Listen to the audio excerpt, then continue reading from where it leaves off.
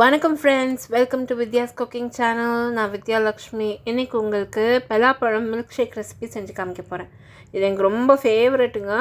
வாங்க ரெசிபி பண்ணலாம். இங்கே வந்து பலாப்பழம் விதை நீக்கி அதை நல்லா கழுவிட்டு சின்ன சின்ன துண்டாக நறுக்கி வச்சுருக்கேன். இங்கே சர்க்கரை எடுத்து வச்சுருக்கேன்.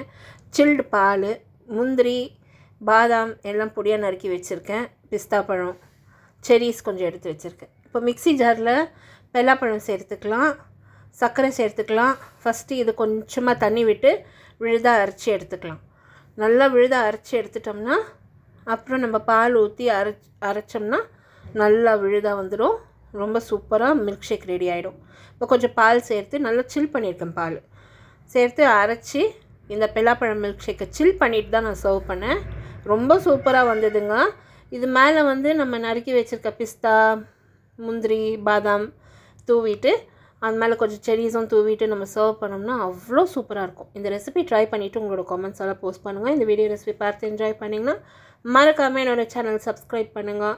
இன்னும் ரெசிபிஸ் போஸ்ட் பண்ணிகிட்டே இருப்பேன். இந்த ரெசிபி ஃப்ரெண்ட்ஸோடு ஷேர் பண்ணுங்கள். அடுத்த வீடியோவில் சந்திக்கலாம். தேங்க்ஸ் ஃபார் வாட்சிங். பை.